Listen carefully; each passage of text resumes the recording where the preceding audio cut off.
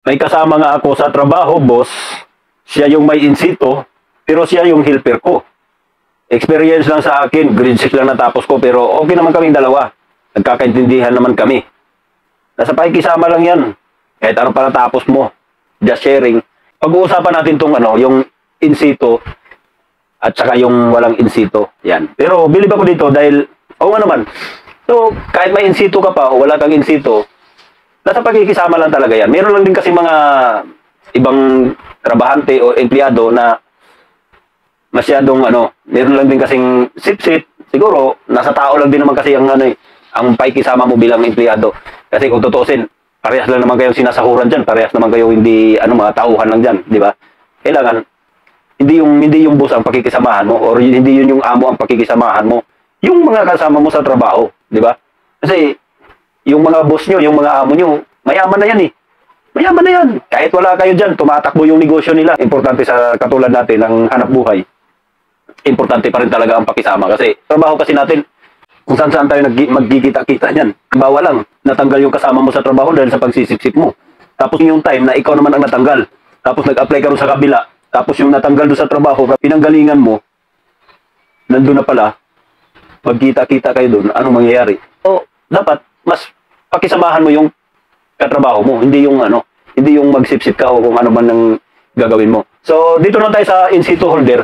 So, pagdating naman dito sa mga in-situ holder, ayan, hindi ko naman sila sabi na in-situ holder, tapos pagdating dito sa amin, helper ka, hindi ko naman sinasabing ganun. Kasi, alam niyo kasi mga kabakal, sa trabaho kasi natin, hindi naman porkit in-situ holder yan, nag-apply sa company na pinasukan natin, so, magaling na yan, or mabihasa na sa pag-wielding. So, syempre, yung mga yan, nag-aaral pa yan. Part of pag-aaral pa rin nila yung papasok sa company. So, kumbaga sa college, kung ano yung kurso nila sa college, yun yung pinaka-OJT nila na nag-apply sila sa company natin. Kaya, ganun talaga, dadaan talaga sila sa pagka-helper natin, ganun. So, maswerte na lang nila pagka naka-achieve po sila ng tao or welder na magiging ma-helperan nila na hindi rin madamot. So, tulad yan, kumbaga, helper mo siya, ituturo mo rin sa kanya lahat ng diskarte, ng technique, ituturo mo rin sa kanya kung paano ang proseso sa trabaho na to. At least, dagdag sa knowledge niya yun. So, bilang nag-aaral pa lang siya, madadagdagan yung kaalaman niya at magagamit niya rin yun. So, maswerte siya pagka na-chimpo siya sa taong ganun. Kasi meron din naman kasing mga tao na madamot sa mga kaalaman nila. Halimbawa na lang, nag-helper ka. So, hindi niya tinuturo. Kahit nagtanong ka, hindi niya sinasabi kung paano. Hindi niya sinasabi kung anong gagawin, ganun. Basta lang siya, utos lang siya ng utos na paabot ito, pahasa nito, pa ganun. So, wala tayong matutunan doon sa ganung tao. Naalala ko tuloy yung nag-OJT sa amin dati na punta sa akin. Baga, siya yung partner ko. Baga, sabi nga nito ni nag-comment sa atin na siya yung helper ko. Pero hindi ko siya ginawang helper. Ang ginawa ko sa kanya, siya ang pinagtrabaho ko. Tinuro ko sa kanya kung paano gawin, kung paano klase pag-welding, anong susunod niyang gawin. Tinuro ko sa kanya lahat, paano magbuo, paano mag-welding, lahat tinuro ko sa kanya, siya na ang gumagawa. Ang nangyari, ako ang nagiging helper niya. Kung meron siyang ipapaabot, inaabot ko. Okay lang yun, wala problema sa akin yun. Kasi ako gusto ko na ma-develop niya pa ng gusto yung pinag-aralan niya, kung saan siya nag-aral. Sa awa ng Diyos naman, nagbunga naman yung pagsisikap niya.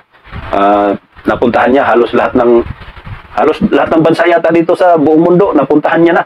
Hindi ko lang maintindihan na minsan kasi, lalo na dito sa atin sa Pilipinas, mas maraming company na hinahanap nila yung merong in-situ holder, may national certificate, mas hinahanap pa nila yun. So, para sa akin kasi, kunyari kung ako ang may ari ng company, no, hindi ko kailangan yun. Gusto ko pa rin yung experience. Mas mahaba experience mo kasi doon ako kikita sa experience mo sa kaalaman mo, doon ako kikita. Hindi naman ako kikita dyan sa national certificate mo Hindi lahat ng in-situ holder hindi marunong. Trabaho natin, sa skill natin. Pwede kang mag-aral ng for experience. Kumuha ka ng experience bilang welder. Yan. 5 years, 10 years, 10 years ka na nag-welding, o kaya 5 years ka na naging welder. Kumbaga, kabisado mo na ang trabaho, bihasa ka na sa pag-welding. Ang gagawin mo na lang, kumuha ka na lang ng assessment para makakuha ka ng national certificate. So, in situ holder ka na, pero pagdating sa trabaho, napakabihasa mo na. Kasi matagal ka na nagwe-welding eh. Para tulad sa mga bagong graduate sa pagwe-welding, na huwag nating iabang yung ano natin, yung certificate natin kung saan galing, huwag nating iabang yun kasi papel lang yan mga kabakal. Hindi yan yun ang basihan eh. Pagdating sa actual, hindi natin pwedeng pagbasihan yan na, ito, ano to, magaling to kasi tantad ng certification. Saludo ako sa mga bagong graduate at mga bagong in situ holder. Sana magtuloy-tuloy lang yung ano nyo, yung pagsikap nyo para maging ganap kayo isang welder. So maraming mga bansa ngayon mga nag-o-offer na kung saan bansa mga nag-o-offer ng mga welder, di ba? Pwede kayo mag-apply doon. So huwag nyo na akong gayahin kasi nandito lang ako sa Pilipinas.